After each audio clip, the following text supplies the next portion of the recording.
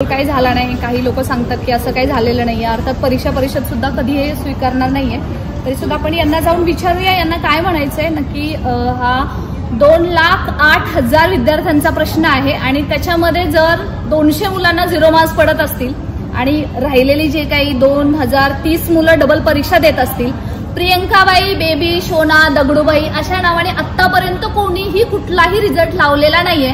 मग यांनी हा रिझल्ट का लावला आणि कसा लावला, किंवा त्याचबरोबर रिझल्ट लावत असताना आतापर्यंत IBPS जेवढ्या परीक्षा घेतं त्याच्यामध्ये अर्थात त्यांच्या पूर्ण डिटेल दिल्या जातात, त्यांचे म्हणजे वर्गनिहाय, समवर्गनिहाय सगळं दिलं जातं, पण यांनी का नाही दिलं, असा एक बरेच प्रश्न आहेत आमच्या मनामध्ये.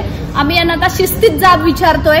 जर इथून उत्तर नाही आलं तर मात्र उद्देशाला याचा जो पवित्र आहे तो आक्रमक नक्कीच घेतला जाईल.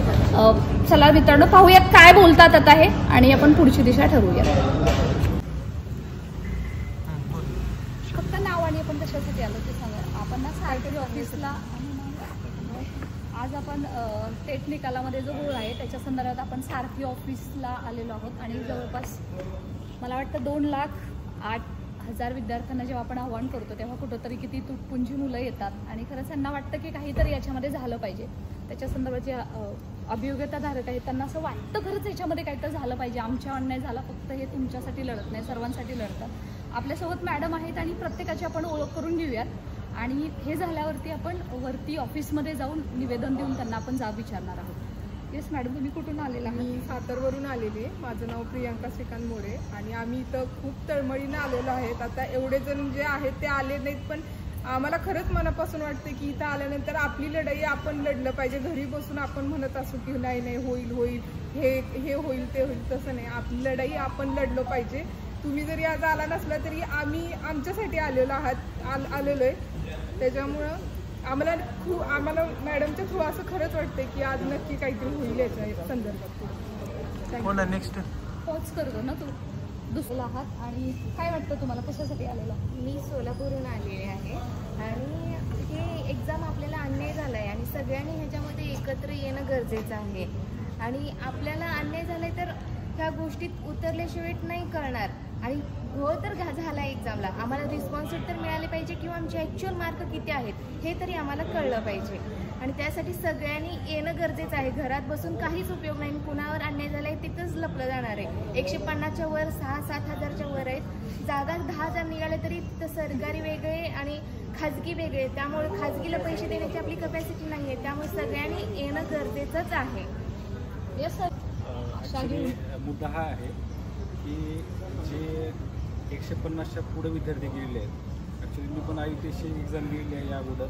माझा मुद्दा हाच आहे की ज्यांना जास्तीचे मार्क पडले त्याची सखोल चौकशी करण्यात यावी. एका स्पेसिफिक सेंटर असतील किंवा हे जे मुलं आहेत त्यांनी समोर यावं आणि त्याची चौकशी सखोल करण्यात यावी. कारण काय माहिती आहे का, जोपर्यंत कळणार नाही की यामध्ये काहीतरी झालेलं आहे, गोंधळ झालेला आहे, तोपर्यंत आम्ही शांत बसणार नाही. कारण काय माहिती आहे का, की एखादा विद्यार्थी ज्याला वाचण्याची क्षमता, वाचण्याची स्किल जी असते ते 190पर्यंत जाते, 180पर्यंत जाते, असे विद्यार्थी कमीत कमी 5 ते 6 हजार जवळपास आहेत. आणि याला एक्सपोज करायचं असेल तर IBPSनी रिस्पॉन्स शीट द्यावी. नॉर्मल अगोदरचे मार्क, नंतरचे मार्क हे आम्हाला कळण्यात यावे. म्हणजे सगळ्यांनाच कळण्याचा हक, जाणण्याचा हक आहे. तोपर्यंत ते कळणार नाही, तोपर्यंत यामध्ये गोंधळ झालेला आहे, आपल्याला सिद्ध होऊ शकत नाही. त्यासाठी आम्ही इथं जमलेलो आहे. महाराष्ट्रातील तमाम TIT धारक विद्यार्थ्यांना माझं एक आव्हान असणार आहे की तुम्ही पण या, निवेदन द्या अगोदर. जर त्या निवेदनातून जरी काही निष्पन्न नाही झालं तर उद्या आंदोलनासाठी तयारी ठेवा तुम्ही. धन्यवाद. नमस्कार. मी आत्ताच 2022ची पण एक्झाम दिली आणि 2025ची दिली. 22च्यात जर बघितलं तर इतका गोळ काय वाटला नाही, पण 25च्या एक्झाममध्ये खूपच जास्त गोळ आहे. 190 मार्क पहिला कॅन्डिडेट आहे. मला असं वाटतं की ज्या कॅन्डिडेटला 190 मार्क आहे त्या मुलांनी तोच पेपर परत एकदा द्यावा. किती मार्क पडतात हे बघायला पाहिजे. आणि 150च्या वरती असलेले मार्क हे सगळे गोळच वाटतो सगळं आहेत. 2-3 मुद्दे परीक्षेचा निकाल लावायला तर कमीत कमी 2 महिने लावले आणि 2-2.5 महिने लावले. मागचा निकाल 121 दिवसात लागला होता आणि आत्ता जवळजवळ 2-2.5 महिने घेतले. तर मग आता जो निकाल लावला त्यामध्ये APR असलेल्या मुलांचा निकाल राखीव ठेवला आणि बाकीच्यांचा लावला. जर राखीवच निकाल ठेवायचा होता तर 1.5 महिन्यापूर्वी ते करू शकले असते. मग APRसाठी कशाला मग आणि वेळ घेतला, हे एक आहे. दोनदा एक्झाम दिलेले कॅन्डिडेट आहेत, तो एक मुद्दा आहे. मग एवढं सगळं जर गोळ असताना जर कोणाला काही वाटत नसेल तर खरंच म्हणजे सगळ्यांची जबाबदारी इथे येण्याची. सगळ्यांनी यावं आणि परिषदेला जाब विचारावं असं माझं म्हणणं आहे. धन्यवाद. मी विठ्ठल सरगर, तुम्हाला सगळ्यांना माहीतच असेल. आज आपण या ठिकाणी आलेलो आहोत परीक्षा परिषदेला जाब विचारण्यासाठी. खरं म्हणजे ज्या विद्यार्थ्यांनी परीक्षा दिलेली आहे त्या विद्यार्थ्यांचा हक्कच आहे. आणि 2022ची जी एक्झाम होती ती एक्झाम असेल किंवा आता जी झालेली एक्झाम होती ही एक्झाम असेल, पाठीमागच्या एक्झाममध्ये अभियोग्यता चाचणी आणि बुद्धिमत्ता घटक ही वेगवेगळी मार्क त्या ठिकाणी दिलेले होते. परंतु या ठिकाणी आत्ताच्या IBPSचा जो फॉर्मॅट आहे त्या फॉर्मॅटमध्ये ही मार्क कुठं तर दिसत नाहीत. आणि ॲक्च्युली सायन्स मॅथचे जे विद्यार्थी आहेत त्या विद्यार्थ्यांचा पासिंगचा जर रेशो बघितला असता, TETला जो रेशो आहे तो एकदम कमी असतो रेशो, किंवा इतर जो रेशो आहे तो रेशो पासिंगचा रेशो जो कमी आहे. परंतु IBPSचं जर गणित विज्ञान जो घटक आहे तो घटक असताना देखील इतके मार्क जे येतात ते आश्चर्यकारक मार्क आहेत. आणि बँकिंगचा एक्झाम जी तयारी करणारे जे विद्यार्थी आहेत त्या विद्यार्थ्यांना ही मार्क पडू शकतात. परंतु आपल्यासारखे जे विद्यार्थी आहेत, आर्ट असेल, कॉमर्स असेल किंवा सायन्स मॅथचे जे विद्यार्थी असतील त्यांना पडू शकतील मार्क. परंतु अचानक 150च्या वरती मार्क जाणं हे कुठंतरी शंकास्पद वाटतंय. आणि त्यासाठी आपण या ठिकाणी येणं गरजेचं आहे. आणि विद्यार्थ्यांच्या हक्कासाठी या ठिकाणी मला यावंसं वाटलं म्हणून मी या ठिकाणी सांगोलमधून या ठिकाणी पुण्याला आलेलो आहे. आणि या ठिकाणी परीक्षा परिषद तसेच आयुक्त कार्यालय असेल त्या ठिकाणी आपण जाब विचारण्यासाठी जाणार आहोत. आणि निश्चितपणे या ठिकाणी जर आपण हे प्रकरण लावून धरलं तर त्या ठिकाणी आपल्याला यश मिळू शकतं असं मला वाटते.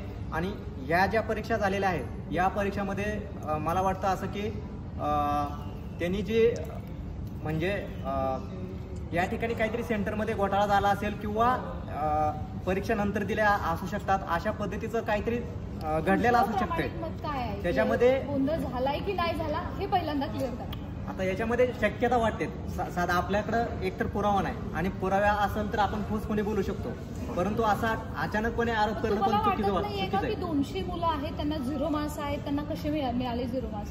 आता जे जे विद्यार्थ्यांनी एक्झाम दिलेले आहे, समजा 200 मार्क पडणारे विद्यार्थी, 0 मार्क पडणारे 200 विद्यार्थी आहेत असं तुमचं म्हणणं आहे. याच्यामध्ये ते विद्यार्थी समोर आलं तर आपल्याला समजू शकतंय की त्यांनी एक्झाम दिल्यानंतर ना सेव्ह केलं होतं किंवा काय केलेलं आहे. तर मी काय म्हणते, बरं त्यांना ठीक आहे 0 मार्क्स मिळाले पण त्यांना रिस्पॉन्स शीट तर मिळाला पाहिजे. म्हणजे माझं असं स्पष्ट मत आहे की जर मला 0 मिळाले असतील आणि मला अपेक्षित नाहीये, मी सगळं व्यवस्थित केलं तर मला रिस्पॉन्स शीट मिळायला पाहिजे ना. हा तो हक्क आहे. परंतु याच्यामध्ये काय झालंय की आता टेक्निकल बाबीचा माझा पण एवढा अभ्यास नाही त्याच्यामध्ये. आता ते IBPS काय आपल्याला देते किंवा परीक्षा परिषद आपल्याला जी तक्रार दिलेली आहे त्या तक्रारीचं कशा पद्धतीने निरसन करते त्याच्यानंतर ना आपण पुढला मार्ग ठरवलेला बरा आहे.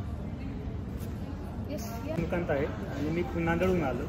आणि या ज्या शिक्षक भरतीमध्ये 200 मार्कचा प्रश्न त्यात 140 ते 150 मॅथ रिजनिंगचे असून सुद्धा एवढा वाढलेला स्कोअर पाहता असं वाटतं की कुठेतरी यामध्ये नक्कीच गोंधळ येत झालेला आहे. त्याबद्दल सगळ्यांनी आवाज उठवला पाहिजे. त्याबद्दल तुमची काही हरकत नाहीये का? तुम्हाला रिस्पॉन्स शीट नकोय? हो, रिस्पॉन्स शीट पाहिजे. मला 128 आलेलं आहे. पण माझं म्हणणं आहे की समोर जी संख्या वाढली तो मार्कामधला फुगवटा खूप मोठा दिसतोय. आणि अभ्यास केलेले किंवा कमी वेळामध्ये सुद्धा खूप पोरांनी मार्क पाडले. याबद्दल थोडं संशयास्पद मार्क आहेत सगळ्यांचे. सर तुम्ही कुठून आलात आणि कशासाठी आलेला आहात? मी खारघरवरून आलो आहे. माझ्या मिसेसच्या याच्यासाठी आलो आहे. मी स्वतः टेट कॅन्डिडेट नाही आहे. परंतु मला अशी अपेक्षा होती की तिथे स्वतःने जसा पेपर सोडवला आहे त्या पद्धतीने असं म्हणत होती की 140च्या अबाव जाईल. परंतु त्याचे मार्क्स आले फक्त 107च. आणि हा झालेला जो घोटाळा आहे हा 100% 100% झालेला घोटाळा आहे. आणि याच्यामध्ये त्यांनी रिस्पॉन्सिबिलिटी दिली नाही किंवा त्यांनी कुठलाही प्रूफ दिले नाही की अशा पद्धतीने रिझल्ट लावला जातो. जसा पहिला 2022ला रिझल्ट लावला गेला होता त्याच पद्धतीने आता त्यांनी रिझल्ट लावायला पाहिजे होता. परंतु आता रिझल्ट जो लावलेला आहे एकदम चुकीच्या पद्धतीने लावलेला आहे आणि तो IBPSच्या फॉर्मॅटमध्ये लावलेला नाही आहे. हा शिक्षण परिषदेनेच लावलेला रिझल्ट आहे. त्याच्यामध्ये शिक्षण परिषदेने काय केलं आहे की IBPSने काय केलं आहे हे कसं ओळखायचं? मी संगमनेरवरून आलेलो आहे आणि माझी मागणी अशी आहे का आत्तापर्यंत IBPSने 2017, 2022 आणि 2025 आत्तापर्यंत प्रत्येक परीक्षेत घोळ झालेला आहे. परंतु वेळोवेळी तो घोळ सुटलेला आहे. आणि ह्या परीक्षेत आत्तापर्यंत 190 मार्कावाला टॉपर आलेला आहे. हा टॉपर मार्कावाला कसा आला आणि त्यांनी काय केलं, त्याची रिस्पॉन्स शीट प्रत्येकाला भेटली पाहिजे, स्वतःची रिस्पॉन्स शीट स्वतःला प्रत्येकाला भेटली पाहिजे अशी आमची मागणी. आणि ती रिस्पॉन्स शीट देताना जेव्हा कोणती परीक्षा घेतली जाते, इतर सरळ सेवेच्या किंवा कोणत्याही MPC वगैरे रिस्पॉन्स शीट दिली जाते, परंतु सदर आता IBPS आम्हाला रिस्पॉन्स शीट का देऊ शकत नाही ही आमची प्रामुख्याने मागणी. रिस्पॉन्स शीट दिल्यानंतर आमचा हेतू आम्ही कितपत पाण्यात आहे, कितपत योग्य आहे हे आम्हाला कळेल आणि त्यामुळं आम्हाला रिस्पॉन्स शीट ही मिळालीच पाहिजे. आणि रिस्पॉन्स शीट देण्यासाठी परीक्षा परिषदेने सहकार्य करायला हवं आहे. तसेच अनेक मुलं डबल फॉर्म भरून जवळजवळ 2000 मुलं आहेत, त्यांनी कुणी 5 वेळा परीक्षा दिलीत, कुणी 3 वेळा दिलीत, कुणी 2 वेळा दिलीत, हे सगळे बाद झाले पाहिजेत. आणि यासाठी आपल्याला आणि कोणाला 0 मार्क पडू शकत नाही. माझं वैयक्तिक मत आहे की कुणी प्रत्येकजण D.Ed B.Ed शिकलेलं आहे तर त्यांनी स्वतः काही ना काही लिहिलेलं उत्तर असेल, एक तरी मार्क पडेल, परंतु 0 मार्क पडू शकत नाही. आणि याच्यात निगेटिव्ह मार्किंग नसल्यामुळं हे त्यांना एक तरी मार्क पडायला अपेक्षा आहे. तसेच मी महाराष्ट्र सर्व उमेदवारांना विनंती करतो की आपल्यावर अन्याय झाला आहे हा तुम्हाला घरी बसून कळणार नाही, त्यामुळे तुम्ही जिथून ज्या जिल्ह्यातून असेल त्या प्रत्येक जिल्ह्यातून तुम्ही पुण्यात परीक्षा परिषदेला आलं पाहिजे आणि आपलं निवेदन दिलं पाहिजे आणि मोठ्या संख्येने येऊन जाब विचारलं पाहिजे, रिस्पॉन्स शीट मिळालीच पाहिजे. तर टेट परीक्षेमध्ये जे निवड झालेलं आहे जवळपास 2500 उमेदवारांची पुन्हा नाव आहे, ते अतिशय संशयास्पद नाव आहे. त्यामध्ये काहीच समजत नाही कोणता डबल नाव आहे का सिंगल नाव आहे. त्याकरता परीक्षा परिषदेने स्पष्ट करावं की त्यामध्ये जे व्यक्ती खरंच 2दा जरी असू शकतात तर त्यांचं स्पष्टीकरण देण्यासाठी संपूर्ण त्या ठिकाणी विश्लेषण देऊन कोणत्या कॅटेगरीचा किंवा कोणाला किती मार्क पडले, कोणाला एका परीक्षेमध्ये 90 साधन, कोणाला 130 मार्क आहेत त्या एका नावामध्ये, ते अतिशय घोळ वाटत आहे. म्हणून ते संशयास्पद त्याने आम्हाला आलेला आहात आणि टेट बोर्ड झाला आहे का, तुमचं काय मत आहे? आता याच्यामध्ये बघितलं तर अगोदर मागच्या वेळेस आपल्याला जे रिस्पॉन्स जे मार्क दिलेले होते, जे आन्सर जे हे दिले होतं PDF, त्याच्यामध्ये सर्व कॉलम दिलेले होते, पण या PDFमध्ये काही दिले नाही, फक्त 4च कॉलम दिलेत, नाव, रोल नंबर, रजिस्ट्रेशन नंबर आणि मार्क. आणि मागच्या वेळेस पण जे परीक्षा परिषदेच्या वेबसाईटवर जे 180, 120 आणि 80 या पद्धतीनं मार्क दिलेले होते, पण यामध्ये ते पण दिले नाहीत आणि नॉर्मलायझेशन झालंय का नाही ते पण सांगितलेलं नाही. याच्यामुळे या निकालावर संशय वाटतोय. सर काय तुम्हाला काय म्हणायचं आहे, हा टेट गोल आहे की काय आहे? हा टेटचा नक्कीच गोल आहे, कारण मला गेल्या परीक्षेमध्ये म्हणजे 2022 झालेले होते, त्यामध्ये पण 98 मार्क होते. नाव पण सांगा. माझं नाव विशाल आडेगावकर, मी सोलापूरवरून आलो. तर पाठीमागच्या 2022च्या ज्या परीक्षेमध्ये झालेले मार्क होते मला ते 98 होते आणि आत्ताही 98 आहेत. दोन्ही मार्क सेमच कसे पडले याबद्दल चौकशी करण्यासाठी इथं आलेलो आहे.